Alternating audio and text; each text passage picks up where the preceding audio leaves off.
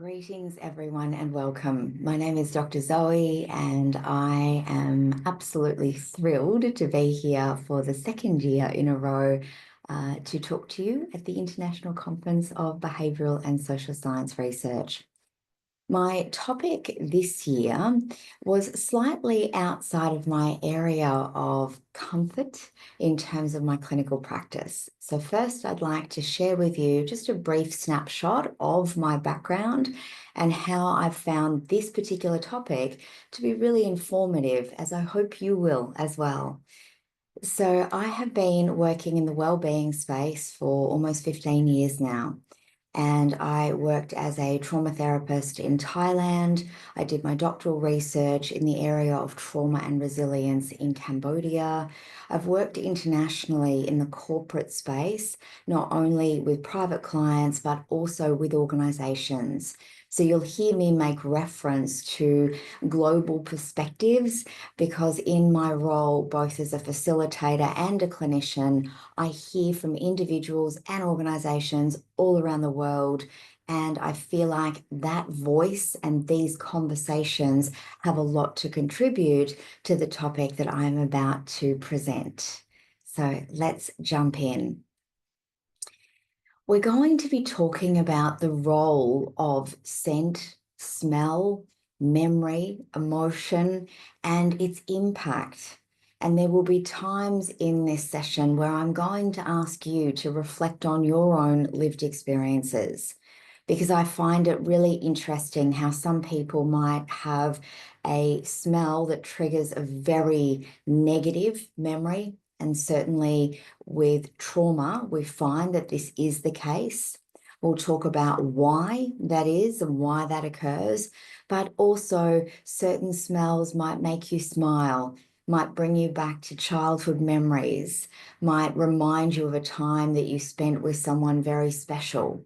So it is a really strong sense that is often overlooked when we think about psychology, clinical practice, but also in our everyday lives.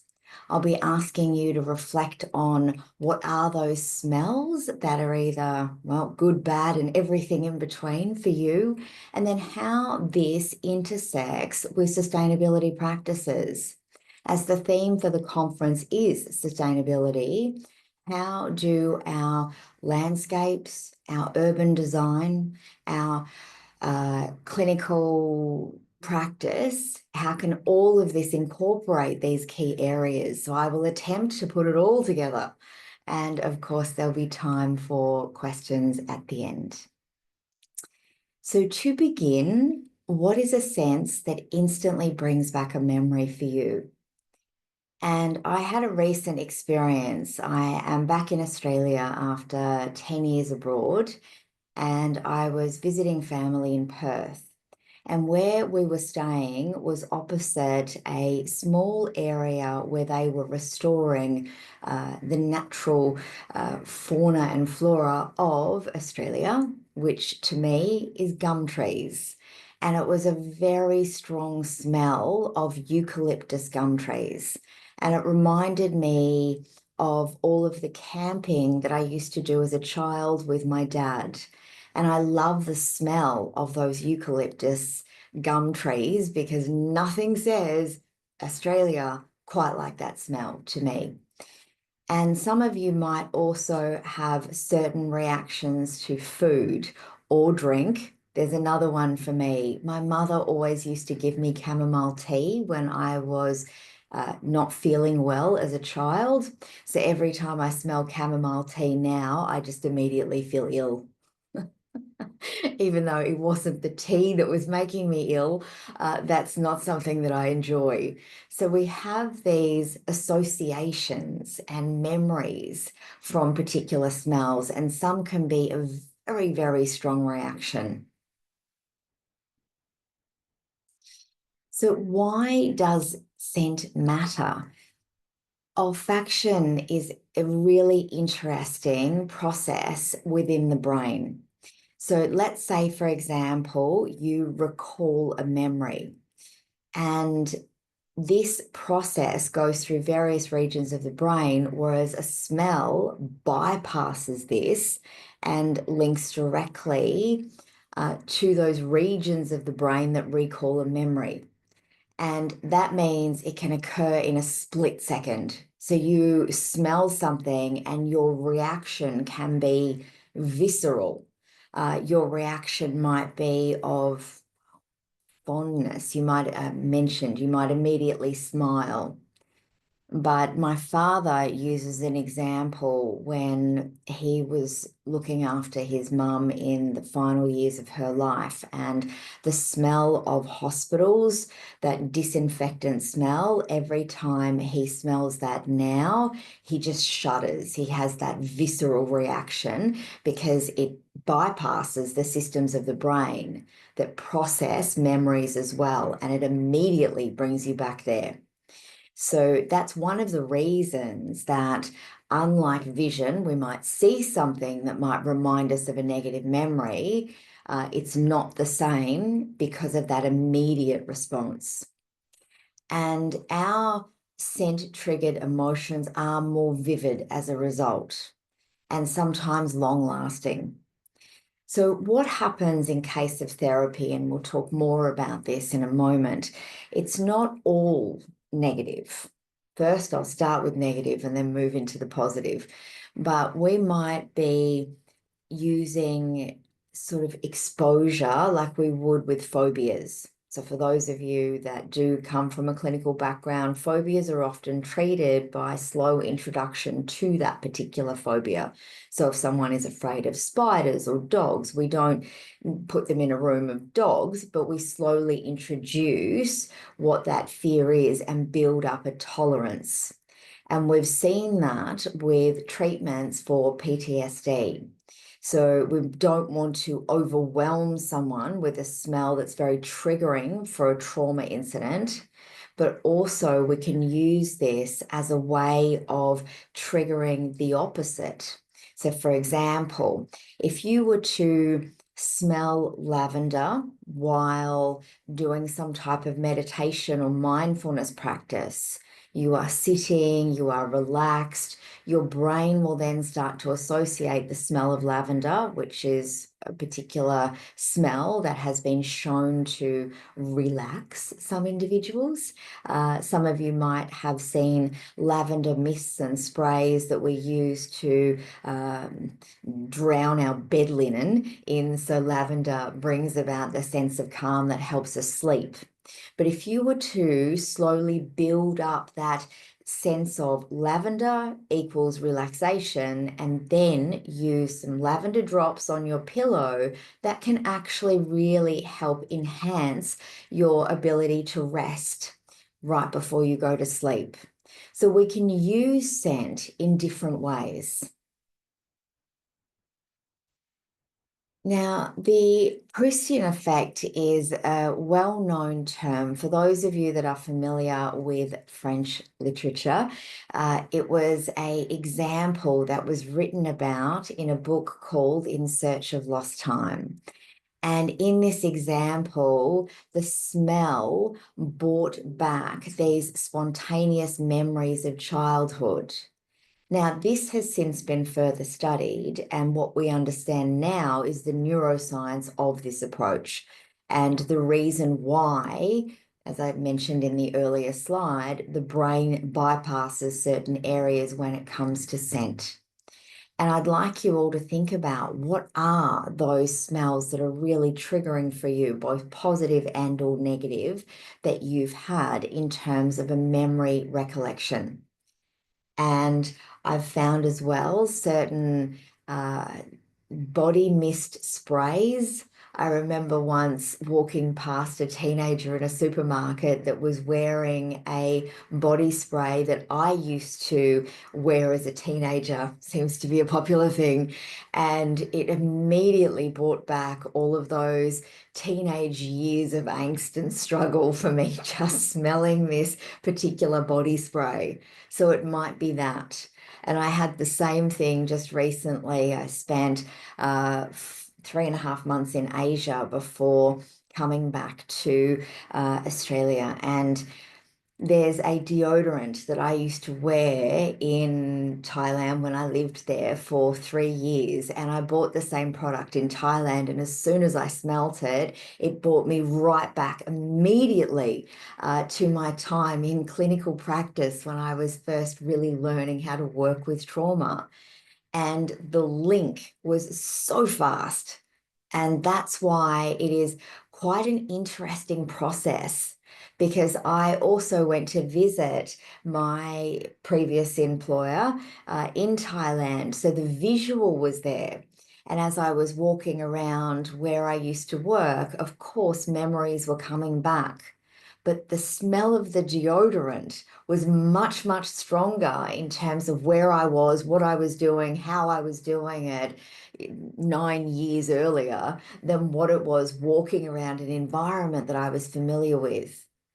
So, thinking about your experiences here and really taking note of what kinds of scents for you trigger those memories. And let's now talk about smellscapes. What is a smellscape? It is a design that is particularly useful for shaping our mood, cognition, and well-being. And it's not a one size fits all. You can see I have some plants and some lights going on in the background, and I like to be around plants. It sounds simple, but I know I'm not alone in that. We often use plants in our office environments, in our home environments. We might like to look at fresh flowers. Some of us might have an aversion to fresh flowers because they die, and we don't like that. Others of you might look at, I've always wanted to live by the ocean. Many of us have that dream. May or may not be possible for some of you, but the smell of the ocean, how do we then bring that in? Now, I've tried those ocean sprays that you can buy at the supermarket, and personally, they don't smell like an ocean for me. They smell like some kind of chemical salt water. Doesn't appeal, but we might try to mimic certain smells for our cognition. So, what might be helpful? And interestingly, when we look at the different smells that are very impactful for humans, we see that wood smells. For those of you that go into an aromatherapy shop and you're looking at different types of sandalwood, and you'll find there's woods, there's plants, there's flowers, you might have jasmine smell. I'm particularly fond of vanilla. And coconut. These are my two favorites. If everything smells like vanilla and coconut in my world, this is a happy day. And so we have various preferences. So you might be burning essential oils. You might be thinking about what kind of scents improve cognition, and they often link to wood in the research. So if you do like the smells of sandalwood, nothing wrong with including a little oil burner with some plants in your environment. I think we also need to be looking at different kinds of lighting, even though I'm deviating from smellscapes. I want to include some of the research around lighting. Blue light is very taxing on the retinas and also your brain. And I have lived experiences of this. I work globally, so I sometimes am running sessions late at night with clients in the US and UK. And when we see this light here that I have shining on me, this is a nice blue light right in the eyeballs, and this has an effect. What you're wanting to look for as part of your design, according to researchers, is lights that simulate a sunset. So what I have in the background, a nice orange and or red glow in your environment alongside of your smellscape ideas. What does it smell like? Does it remind me of nature? Do I have those elements?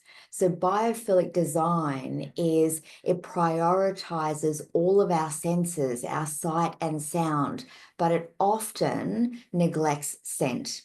So trying to bring that in to our built environment, because some of you listening to this might be in major cities where you don't necessarily have access to woodlands and we're not going for walks along the beach. It may or may not be possible for you.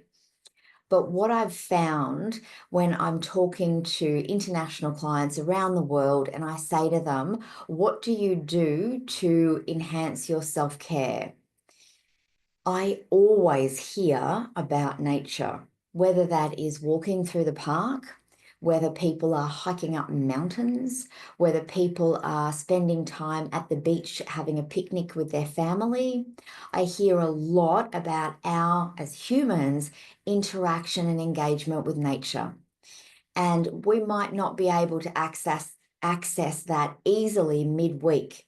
So how can we take those ideas and philosophies and embed that into our office environments, whether we're working from home or whether we are in an office environment? We might not be able to cover it with plants, but I also have some bamboo on my desk, which I've always liked the look of. And there are ways that we can integrate that. And I find that this is helpful. You might like to also utilize other tools that aid the senses. For example, when I was completing my PhD in 2020, I had what I referred to as a pot plant of affirmations. I had a big pot plant behind my desk with all of these cards about my PhD, how it does not define me, and all of these other expressions that I quite liked. This too shall pass. And I had the cards stuck in the pot plant for a bit of greenery and a bit of inspiration. So there's nothing to stop you from getting really creative in your design of your smellscape, with all of the sites being represented. Sorry, all of the senses, I should say, including sight, possibly sound, and also scent. I touched on this earlier in terms of PTSD treatment, but I'd like to really do a bit more of a deep dive into what we've seen help and what some of the research is pointing to. Some therapists create that smellscape within their office, which hopefully has a calming and soothing impact on clients. Some therapists might be utilizing lavender or various essential oils. What we don't want to do is be overpowering with scents. And I think it's important to explore this area and to see what does work, because certainly our memories are triggered by a sense of smell. This is not universal. It's very, very personal. And some of you might have walked into a room where there is a really strong, overpowering smell, whether it's an air freshener or something that is less comfortable for you. So in terms of clinical psychology, one, we have that small incremental exposure to trauma-related smells. And let's say, for example, someone has a history of childhood abuse. We would not be wanting to utilize, let's say, an aftershave or a perfume that is incredibly triggering right from the start of treatment. But this is something that I tend to discuss with clients about some of their reactions to different environmental stimuli. I have a client who was in a tsunami as a small child. She survived. Many people died. She was 9 at the time, and she thought at that moment that she had lost her father. So incredibly traumatic event. And she's been terrified of the ocean ever since.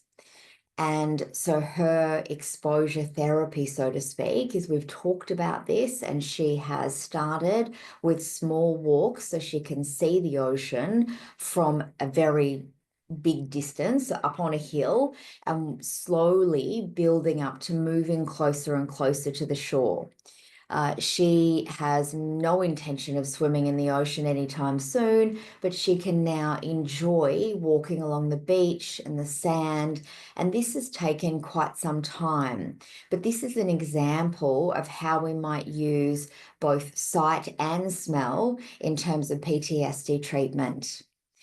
We also have those calming scents. Now, to be frank, I mentioned lavender. The research is a little bit light on when it comes to different smells because it's individual. So, for example, there's a lot of research that suggests pine trees are very calming and soothing, or the smell of pine trees. Pine trees is not a global phenomenon. Some people might not have actually smelt a pine forest. So I feel like it's not a universal scenario. Pine trees are very common in the US. So what we're seeing is that research is coming out of the US. So what I think would be helpful is if we made that global in terms of countries that don't have pine forests, and ask them how they feel about the smell of pine and whether it is a human evolutionary factor or whether it is, in fact, largely cultural. Because when we look at evolution, I believe this is one of the biggest links as to why we as humans are so very connected to nature, and why sometimes our urban design is set up for anything but nature. And when we look at mental health statistics for, well, actually, let me rephrase. Melbourne University did a very interesting study on big cities in Australia versus rural communities versus in the outback and very far regional areas. And they tried to measure happiness across these areas.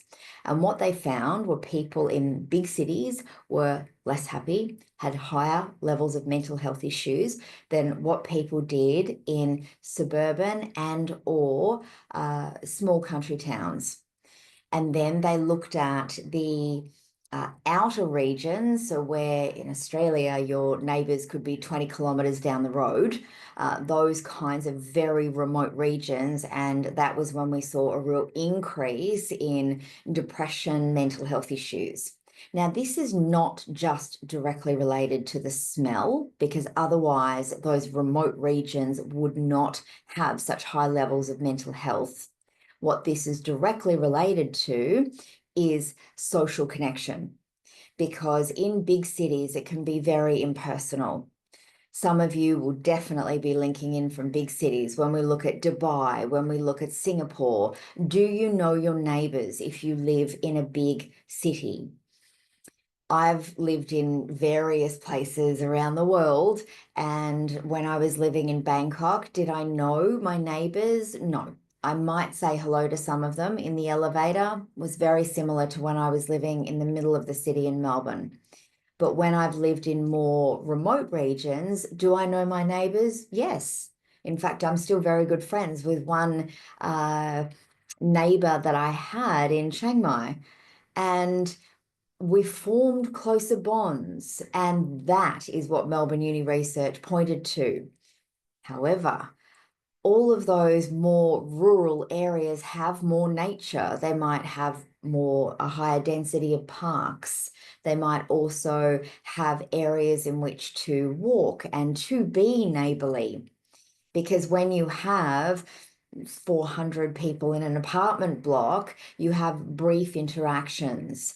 Whereas when you are going for a walk in a park, you might talk to people. So I think it still comes in, our connection to nature and our lived experiences of our environment coupled with social connection.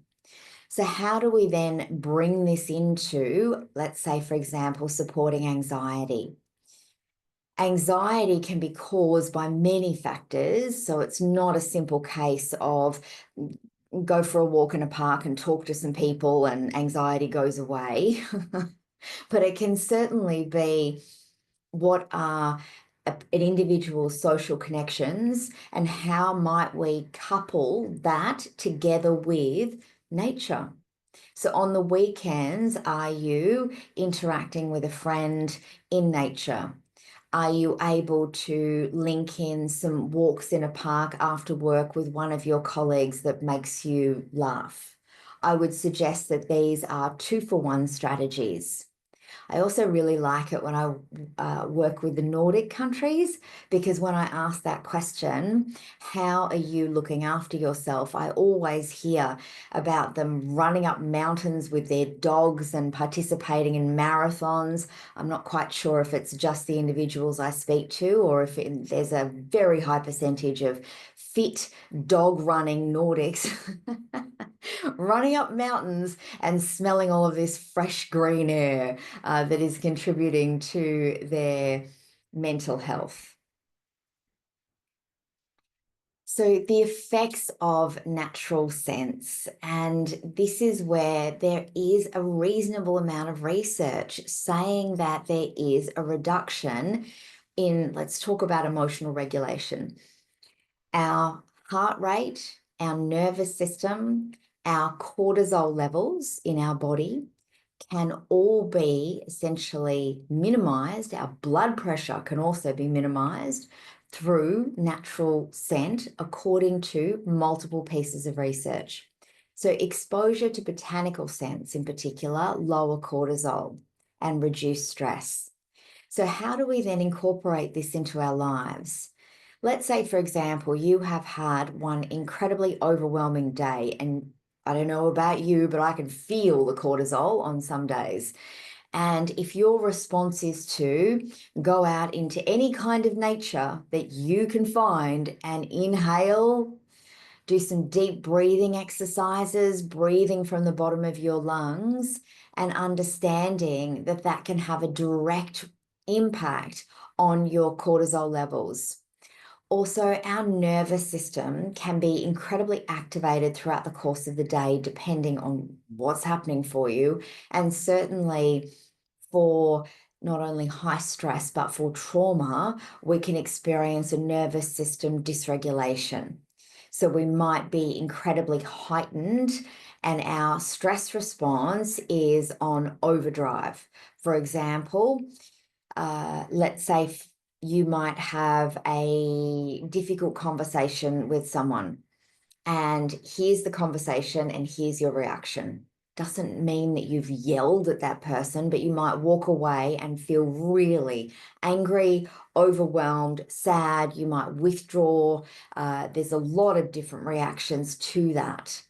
And those kinds of emotional regulation, or our ability to emotionally regulate, is all around our nervous system.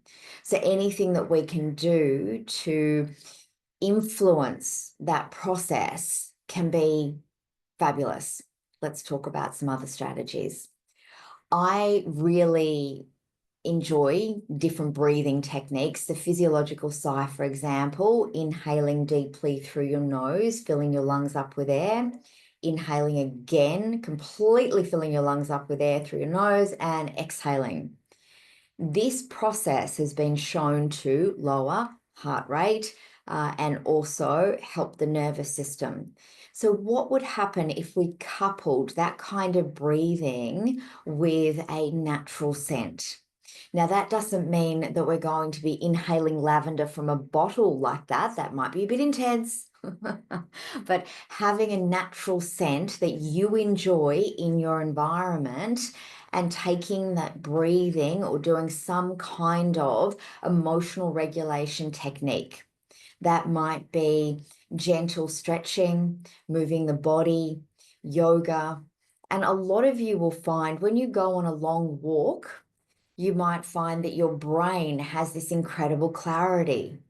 And I love a long walk, and I've been really enjoying my new home in Cairns because I'm walking along the water's edge on a boardwalk, because there's also apparently crocodiles in the area. All the fun stuff that this country has, all of the creatures that can kill you. So I'm on a nice safe boardwalk, but I'm looking at pelicans, I'm looking at birds, I'm looking at the water, and this is beautiful because it smells like the ocean. And so even though this boardwalk is very inner city, there's people everywhere, there's still an element of nature that I really, really enjoy. And for those of you that don't necessarily have that much access to nature, depending on where you live, how can you incorporate natural sense plus nervous system regulation? Try to put those two things together. And there's been some fabulous research born from Japan about forest bathing. And unlike walking, because walking can also lower cortisol levels because it's movement, the body is processing that override of cortisol, adrenaline, and epinephrine. This can be really nice. However, forest bathing is a little bit different, where we slow that process right down. We might go and spend time touching trees, being at one with nature. And this has been shown to increase parasympathetic activity in the nervous system. And I think this is really going back to our evolutionary roots, because we as a species were not necessarily designed for the pace of our modern world. When we look at what's being completely normalized in our environment, we are bombarded by notifications day and night. We are continually glued to our screens. Many of you, much like myself, will work across time zones, which means that you might be stretched, to put it mildly. Some of you also might have difficulties in emotional regulation due to anxiety, a history of trauma. So we see all of these areas that are then exacerbated by the modern world. And forest bathing is really about going back to our roots as mankind and spending time in a forest, whether that is sitting, reflecting. Please don't take your phone. Try to just immerse yourself in nature. Perhaps take your phone if you are going into the middle of the forest, but just leave it in your bag. I was just thinking in case of an emergency situation. But what we want to be doing is immersing ourselves in that process. And what the research points to is it's the natural compounds released by trees. So maybe it's not pine forests.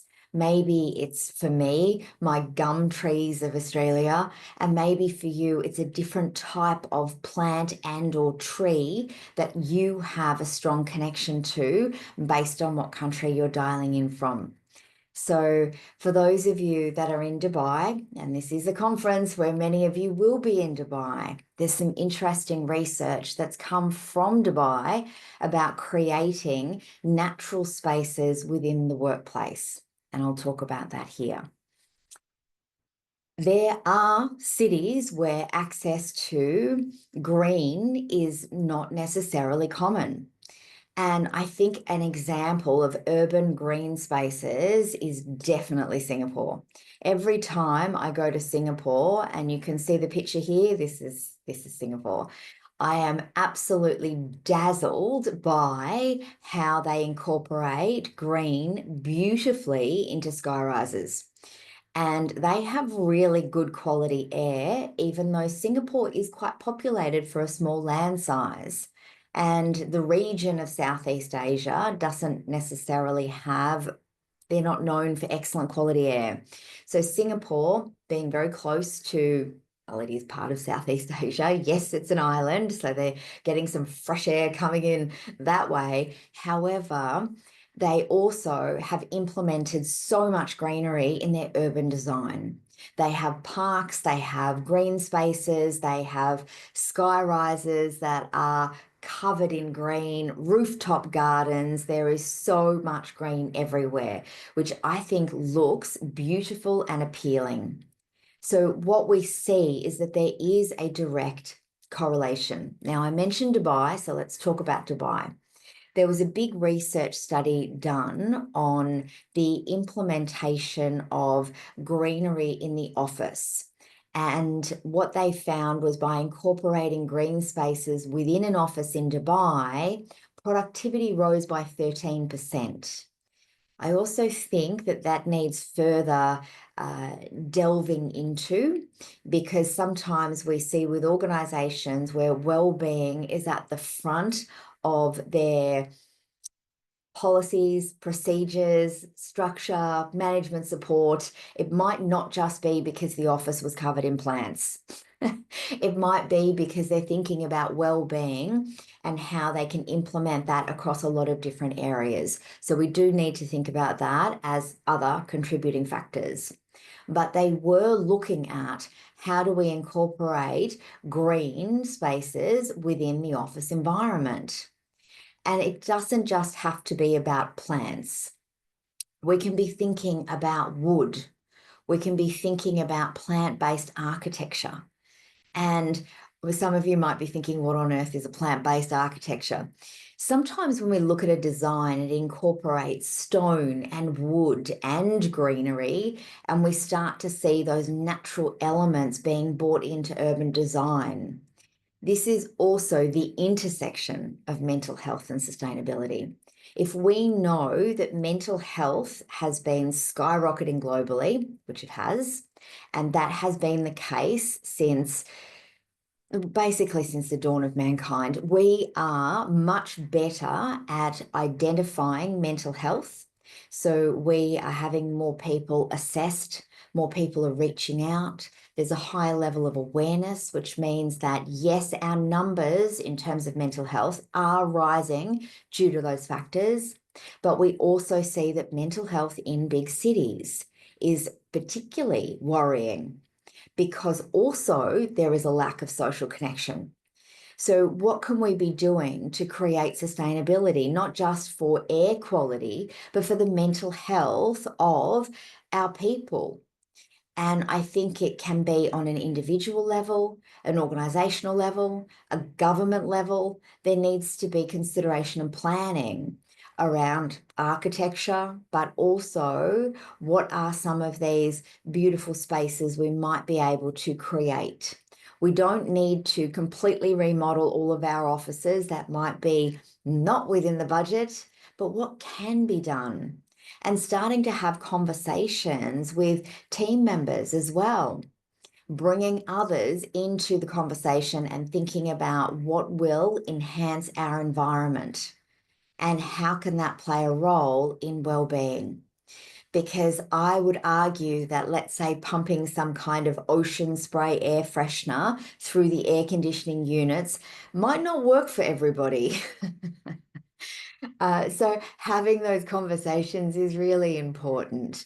And what I have seen in my travels, certainly back in my time when I was working with organisations more face-to-face in Melbourne, I would see green spaces being incorporated. So natural light coming through atriums with design areas of everything from couches to stools to plants to green walls to lots of different creative designs within the organisation.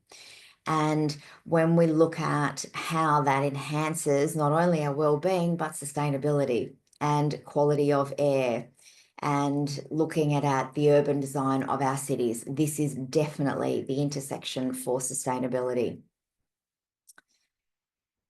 And there's a lovely little case study. So the Windhover was designed as a mental reflection space. So this is in a big university in the US. Now, as much as they were not trying to create a smellscape, you can see here from some of the pictures, first of all, wow, this looks fancy. So you might be able to imagine which university in the US this belongs to, one of the fancy ones, but the use of natural materials like wood and earth, that was one of the primary focuses of the design of this centre for students. Now, students can come and congregate in a quiet space. They can have that as part of their reflection.